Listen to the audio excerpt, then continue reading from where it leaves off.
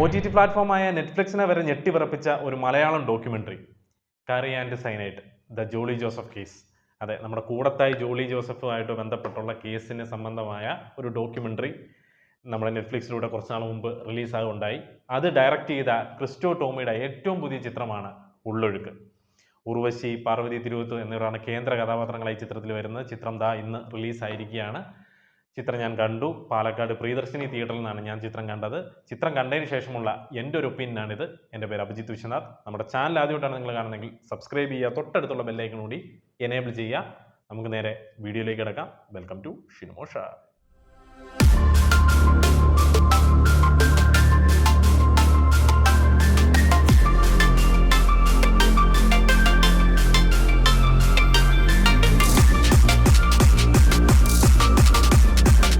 Cristo Tomy curry and cyanide എന്ന് പറയുന്ന ആ ഡോക്യുമെൻ്ററി കണ്ടതിന് ശേഷമാണ് ജോളി ജോസഫുമായിട്ട് ബന്ധപ്പെട്ട ജോളി ജോസഫ് എങ്ങനെയാണ് അവരുടെ വീട്ടിലെ അംഗങ്ങളെ കൊലപ്പെടുത്തിയത് എന്ന് സംബന്ധമായിട്ടുള്ള ഇപ്പോഴും കേസ് നടന്നുകൊണ്ടിരിക്കുകയാണ് കോടതിയിൽ.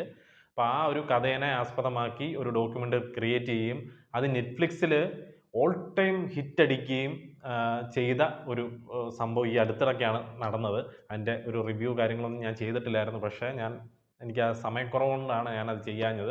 ഓൾറെഡി ഞാൻ ആ സീരീസ് കണ്ടിരുന്നു. സീരീസ് അല്ല, ഡോക്യുമെൻ്ററി കണ്ടിരുന്നു.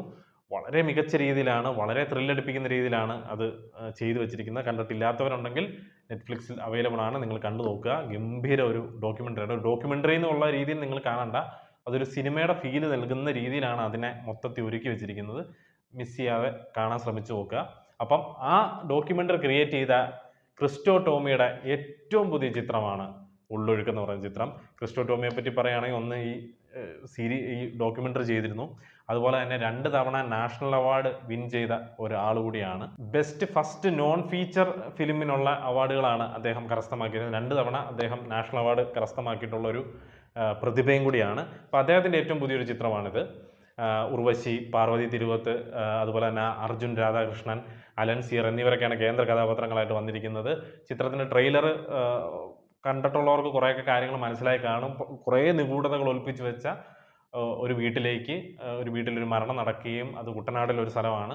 അപ്പോൾ അവിടെ മഴ കാരണം ആ ബോഡി സംസ്കരിക്കാൻ കഴിയാത്ത വിധം ഒരു പ്രശ്നത്തിൽ അകപ്പെടുകയും അതുപോലെ തന്നെ ആ ഫാമിലിയിൽ കുറച്ച് മിസ്റ്റീരിയസ് ആയിട്ടുള്ള കുറച്ച് കാര്യങ്ങൾ നടക്കുകയും അതെങ്ങനെ റിവീൽ ആകുന്നു, അതെങ്ങനെ സോൾവ് ആകുന്നു എന്നൊക്കെയുള്ളതാണ് സിനിമ ഡിസ്കസ് ചെയ്യുന്നത്. എന്തായാലും ചിത്രം എങ്ങനെയുണ്ട് എന്നോട് ചോദിച്ചു കഴിഞ്ഞാൽ കണ്ടിരിക്കാൻ പറ്റുന്ന വളരെ സിമ്പിളായിട്ടുള്ള ഒരു ഫാമിലി ക്രൈം എന്ന് ഒരിക്കലും പറയാൻ പറ്റില്ല, ത്രില്ലിംഗ് ഡ്രാമ ചിത്രമാണ് ഉള്ളൊഴുക്ക് എന്ന് പറയുന്ന ചിത്രം. ഉള്ളൊഴുക്ക് എന്ന് പറയുന്ന ഒരു ടൈറ്റിലിൽ തന്നെ അതിൻ്റെ ഒരു ജസ്റ്റിഫിക്കേഷൻ, കഥയുമായിട്ട് നല്ല ജസ്റ്റിഫിക്കേഷൻ നൽകിയതായിട്ടാണ് എനിക്ക് കണ്ടപ്പോൾ തോന്നിയത്. പെർഫോമൻസ് വൈസ് ഗംഭീര പ്രകടനമാണ് രണ്ടുപേരും, പാർവതി ആട്ടെ ഉർവശി ആട്ടെ ഗംഭീര പെർഫോമൻസ് ആണ് കാഴ്ചവെച്ചത്. അതിൽ എടുത്തു പറയേണ്ടത് ഉർവശി.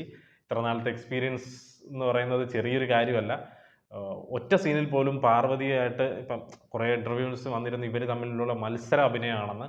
ഒരിക്കലും എനിക്കത് ഫീൽ ചെയ്തില്ല. കാരണം ഉർവശി ഡയലോഗ് ഇല്ലാത്ത സീനിൽ വരെ പുള്ളിക്കാരത്തി സ്കോറിങ്ങിൻ്റെ അങ്ങേയറ്റമായിരുന്നു.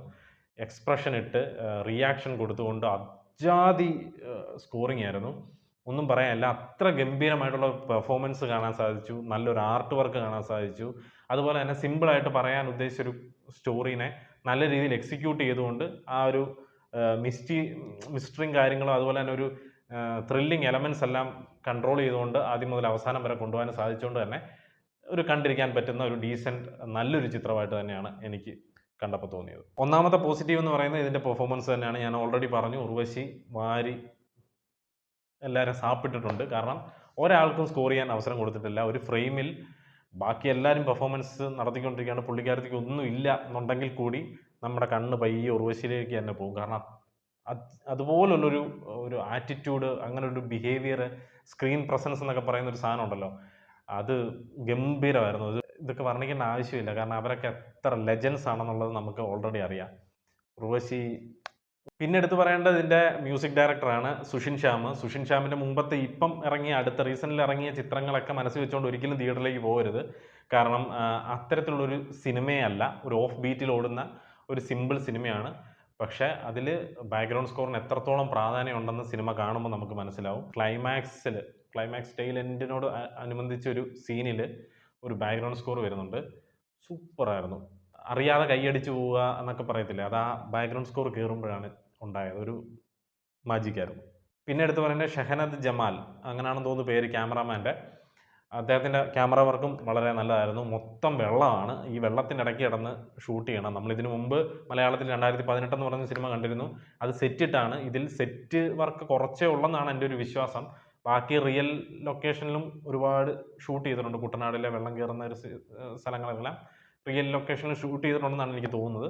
എന്തായാലും ഗംഭീര ക്യാമറ വർക്കും കൂടിയായിരുന്നു ഇതിനകത്ത്. പിന്നെ എടുത്ത് പറയേണ്ടത് ഇതിൻ്റെ റൈറ്റർ ആൻഡ് ഡയറക്ടർ ആയ ക്രിസ്റ്റോ ടോമിയെ കുറിച്ചാണ്. വളരെ മികച്ച രീതിയിൽ ഈ ചിത്രത്തിന് ഒരുക്കി വെച്ചിട്ടുണ്ട്. മുമ്പ് കേട്ടിട്ടുള്ള ഒരു കഥയും കാര്യങ്ങളും ഒക്കെ തന്നെ ആണെങ്കിൽ കൂടി, ഒരു പ്രഡിക്റ്റബിൾ സ്വഭാവം ഈ കഥയ്ക്കുണ്ടെങ്കിൽ കൂടി, അതിനെ നമ്മളെ ഒന്ന് പിടിച്ചിരുത്തി അവസാനം വരെ കാണിപ്പിക്കാൻ അദ്ദേഹത്തിൻ്റെ ഡയറക്ഷൻ്റെ ഒരു സ്റ്റൈല് കൊണ്ട്, അതുപോലെ തന്നെ റൈറ്റിങ്ങിൻ്റെ ഒരു സ്കില്ല് കൊണ്ടും ഇതിനകത്ത് സാധിക്കുന്നുണ്ട്. ഞാൻ ഈ അദ്ദേഹത്തിൻ്റെ ഈ ഡോക്യുമെൻ്ററി കണ്ടതുകൊണ്ടാണെന്ന് തോന്നുന്നു, ഞാൻ കുറച്ച് എക്സ്ട്രാ ഞാൻ പ്രതീക്ഷിച്ചിരുന്നു. പക്ഷെ അത് കിട്ടാത്തതിൻ്റെ ഒരു ചെറിയൊരു സങ്കടം എനിക്കുണ്ട്. ഞാൻ എന്തുകൊണ്ടാണ് അങ്ങനെ പറയുന്നതെന്നുള്ളത് കറി ആൻഡ് ദ സൈനൈഡ് കണ്ടിട്ടുള്ളവർക്ക് കത്തും. അപ്പം ഞാൻ നേരത്തെ പറഞ്ഞ കാര്യങ്ങളൊക്കെ തന്നെ എനിക്ക് പടത്തെക്കുറിച്ച് പറയാനുള്ളൂ. പലതവണ കേട്ടിട്ടുള്ളൊരു കഥയാണെങ്കിൽ കൂടി ആ കഥയെ നമ്മളെ പിടിച്ചിരുത്താൻ പറ്റുന്ന രീതിയിലേക്ക് ഇതിനെ ഒരുക്കി വെക്കുകയും അതിൽ പെർഫോമൻസും BGMഉം വളരെ വലിയൊരു പങ്ക് വഹിക്കുകയും ചെയ്ത ഒരു ചിത്രമാണ് ഉള്ളൊഴുക്ക് എന്ന് പറഞ്ഞ ചിത്രം. അതുപോലെ തന്നെ സൗണ്ട് ഡിസൈൻ കേട്ടോ, നല്ല സൗണ്ടിങ്ങും കാര്യങ്ങളൊക്കെയാണ്. മഴ, തുള്ളി, വെള്ളം, ഇതിൻ്റെയൊക്കെ സൗണ്ടുകളൊക്കെ ഭയങ്കര രസമായിട്ട്, ഭയങ്കര റിയലിസ്റ്റിക് ആയിട്ട് നല്ല രസമായിട്ട് വരുന്നുണ്ടായിരുന്നു. മസ്റ്റ് തിയേറ്റർ വാച്ച് സിനിമ എന്ന് ഞാൻ ഒരിക്കലും പറയുന്നില്ല. പക്ഷേ ഇതിൻ്റെ സൗണ്ട് ഡിസൈൻ കൊണ്ടും അതുപോലെ തന്നെ ഇതിൻ്റെ ബാക്ക്ഗ്രൗണ്ട് സ്കോർ, അതുകൊണ്ട് പെർഫോമൻസ്, ഇതൊക്കെ വലിയ സ്ക്രീനിൽ കാണുമ്പോൾ കിട്ടുന്നൊരു സുഖം ചെറിയ സ്ക്രീനിൽ കണ്ടാൽ കിട്ടില്ല. ഞാൻ എപ്പോഴും പറയുന്നൊരു കാര്യമാണ്, സിനിമ എപ്പോഴും വലിയ സ്ക്രീനിൽ കാണുന്നതാണ് അതിൻ്റെ സുഖം, അല്ല ചെറിയ ഫോണിൽ കാണുന്നതല്ല. അപ്പം തിയേറ്ററിൽ പോയി കാണാൻ താല്പര്യമുള്ളവർ തിയേറ്ററിൽ തന്നെ പോയി കാണാൻ ശ്രമിച്ചു നോക്കുക. നല്ലൊരു സിനിമയാണ്. താല്പര്യമുള്ളവർ തിയേറ്ററിൽ തന്നെ പോയി കാണാൻ ശ്രമിച്ചു നോക്കുക. കണ്ടിട്ടുള്ളവരുണ്ടെങ്കിൽ നിങ്ങളുടെ അഭിപ്രായം കമൻറ്റ് ബോക്സിൽ രേഖപ്പെടുത്തുക. നമുക്ക് അടുത്തൊരു വീഡിയോ ആയിട്ട് വരുന്നവരെ പീസ് ഔട്ട്.